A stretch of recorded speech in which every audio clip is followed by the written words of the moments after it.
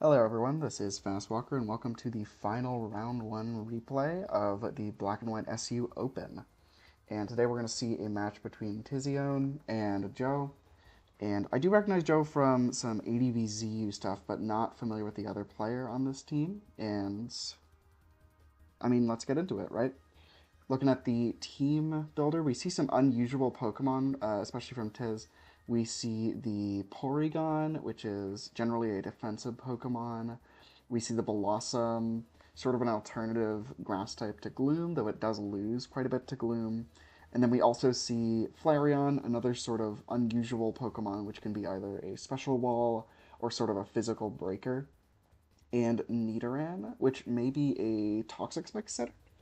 Unfortunately, we do see the double poison on Joe's side with a more conventional team, including some Thunderwave setters with capitalizing in Seviper and sort of the defensive core of Gloom, Hypno, Pupitar.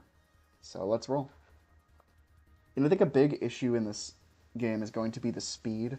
The Lopunny and the Magmar are going to exert a lot of pressure on a relatively slow lineup from Tiz. But for now, we do see Porygon get in, get the special attack download boost, which is going to make it quite threatening, and hitting Hypno with an Ice Beam. Unfortunately, Hypno is one of the best Pokemon in terms of raw special bulk, so I think it is going to be able to sort of neutralize this threat. Okay, we are going to see that. I'm surprised for no Recover, maybe it's not packing it. We do see the Flame Charge Flareon, and yeah, okay, this is going to be an offensive Flareon, which the biggest issue here is definitely going to be the Pupitar, as well as, yeah, Hypno always going to be hitting Protect in its movesets. In a really smart stay in on the superpower, Tiz obviously predicting the Pupitar to come in and going to punish that with Protect. And now it is at full health, Flareon at half. One of the biggest issues of Flareon is its low durability. Between Guts' damage, Flare Blitz recoil, and Rock's chip, it is taking a ton of damage throughout the game. Tiz is going to get a ton of damage on Hypno here, which is great, but Hypno is going to be able to outlast this Flareon and hopefully come back in later. I think getting Rocks up is going to be a big priority, and we do see the Rocks come up here as Gloom comes in, likely to maybe spread some passive damage or something like Leech Seed. Okay, or actually going for the Stun Spore. And yeah, looking at the Paralysis, in addition to Lopunny and Hypno potentially packing the move, we do see the Gloom. But Porygon actually getting into a good position to get a lot of damage in, thanks to the chip on that Hypno. Gonna heavily chip down the Magmar, though the problem is... Okay, this is a Choice Scarf Fion, so that's going to change things significantly in terms of the pace of the metagame. Okay, let's see. And we see Rocks up on both sides now, as Fion is going to take a lot of straight damage, and Pupitar is going to rest. Blossom in. Again, the big problem is this Gloom is near max health. Okay, we're actually going to see the Viper switch in, which is similarly strong against Blossom. The big problem, there's just a lack of coverage on that. Yeah, and we are going to see a Subseed variant of Blossom going to leverage its ability to run leftovers and its higher speed than Gloom. Okay, let's see. We have Nidorino with the Hone Claws. Oh, this is a Hustle Hone Claws variant. Great wall breaker here, but will it be able to actually break through? And how much damage is it taken from the Psychic? Oh, wait, no, it's Seismic Toss, right. An unfortunate full para here. But we do see the Sucker Punch come out, and this is very threatening. I don't know if there's anything that kills this Nidorino from here.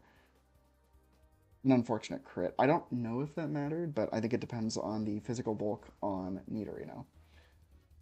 Yeah, Graveler going to trade positively with Seviper, and again, the big issue is this Gloom. I don't think there's anything on the team that really deals with it. We're going to see the Blossom switch in, likely sacking here, which I think is a reasonable move.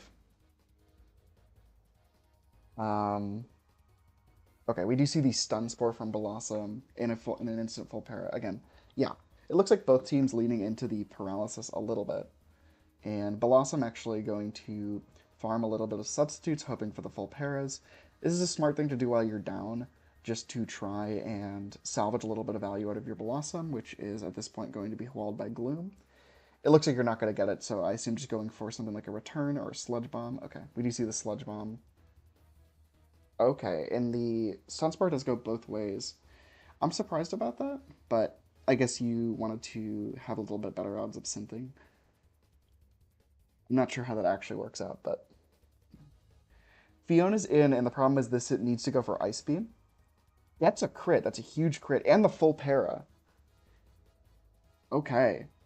Completely breaking through, completely changing the game here. You definitely go Graveler here. Let's see what Lopunny has. Is it a jump kick variant?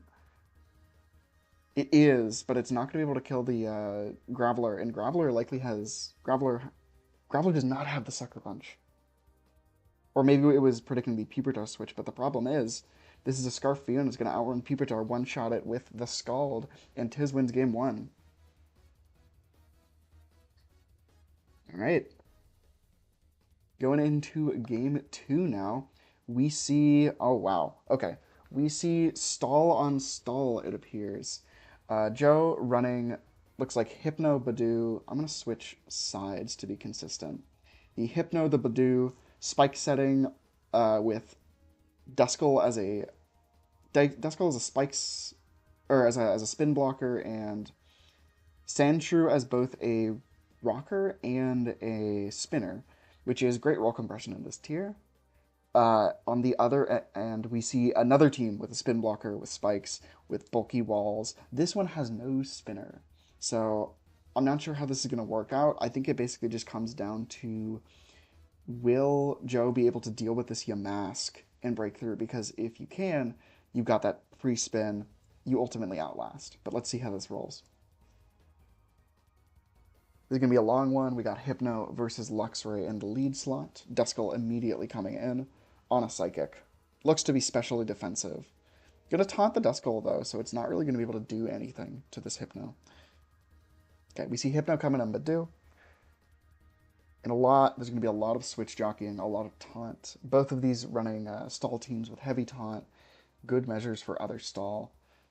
Spike's going to come out in exchange for a Will-O-Wisp on Badoo, though importantly there is a Heal Ball user on both teams. This is likely Lickitung, but actually going to put a lot of pressure on Badoo here.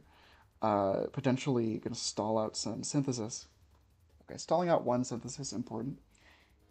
But the 3 spikes are going to be really, really dangerous here. Sandshrew obviously is not able to break through Yamask on its own. Yeah, and now we're going to start fishing for the Sludge Bomb Poison, immediately guessing it, as Joe it continues to sort of fish for the Will-O-Wisp on a switch-in. I suppose looking... I'm not sure what does switch in on this, is the thing. We do see the Wailord come out, and are we finally going to see a Wisp work? No, we see the Pain Split. And there is the massive HP bar of Wailord, both going against it greatly and favoring it greatly. First with the Pain Split doing a ton of damage, and second with the Nightshade doing basically nothing. Looks like Joe just going for 2 spikes. Very understandable move there. Okay. Not going to get the third, though. So still Tiz has the hazard advantage, especially now that Corsola is in. And I'm expecting to see a... We do see the taunt on the Scald, fishing for the Scald Burn. Not going to get it yet, and let's see what happens. Seismic Toss is going to get damage over a Rocky Helmet, which is pretty huge. Okay, is going to get the Scald Burn on the second try. Reasonable. And we immediately see the Yamask come in. Yeah, again, you need to kill this Yamask. And the problem is you have the Wishpasser and Lickitung, which is going to be very difficult for a stall team to quickly break through unless you have your taunt Hypno get in there. And actually, Yamask knocking off the leftovers, too, is a huge thing to reduce its longevity. It's going to be taking 12% per turn from Burn, 25 from Spikes. It needs to stay in from 2 turns to Wish, so it is basically complete sitting duck while that's all happening. So you could easily, for example, get Corsola in, set rocks. Make it even worse for Joe. We do see Lickitung get in for the first time. Are we going to see a para? No, we don't. And some good roars coming in from this, but we are... likely going to see... Okay, actually sacking the Badu just in order to... Or I guess predicting the roar there. Lickitung is back, and we are going to see continued discharge paralysis fishing for Joe, as Lickitung is going to be able to pretty safely seismic toss this Luxray down. Badu comes in, and it is finally dead. Okay, so if you do get the spin off, there's no hazards, but the problem is this Yamask still going to be sitting at 60 the next time it comes in, so not easy at all to deal with. Yeah, we see the spin attempt. And what do you have for Yamask is the question. You're just going to set rocks. Okay. Surprised to not see the instant rocks there, because that would have helped against a paralysis, a protect from Hypno. Okay, Hypno going to go down. There are 4 left. We are going to see Badu get back to full health and likely set a 3rd spike, which is really nice. Or we're going to see Sludge Bomb to actually... Actually, I prefer that play, actually. The ability to basically Sludge Bomb and fish for the poison. Because again, like, the win con is absolutely just kill Yamask, get the spin. We see the Pain Split. It's actually going to, yeah, keep Yamask alive a little longer. Yamask going down to 35 the next time it goes in, but it really doesn't have to go in unless Sandshrew does. And really hoping, like, on Joe's side, that you can kill with 2 Earthquakes. And then have enough health to live a Wailord Skull. I think I expect to see Sandshrew in, and I expect to see an Earthquake here.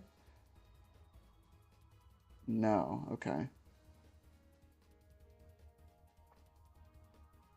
Yeah, and there has been a lot of... They're talking about it in the chat. There has been a decent bit of luck from Tiz, but, you know, it happens. It's Pokemon.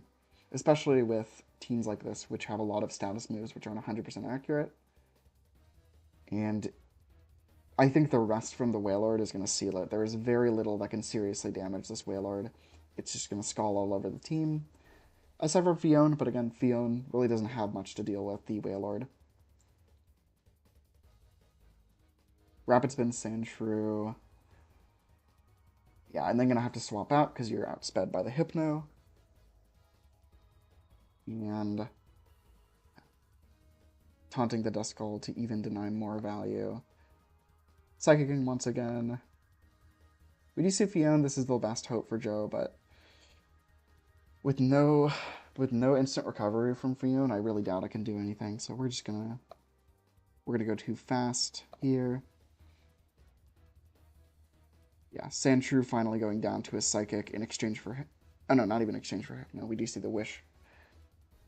Fion in, and I think a couple more Psychics are going to seal the deal. Okay, or we're actually going to see that. Let's see. Fion going to take down the Hypno. It is at 36 with a minus special defense, and I think a couple Seismic Tosses from Lickitung are going to do it. Fion very, very hard-walled by Lickitung, even with the burn. Yeah. Yeah. And Joe finally going to forfeit. And that is a 2-game set. I don't know if we had any 3-game sets this round 1, so hoping we can see some soon. But for now, that is round 1 complete. Congratulations to Tiziown.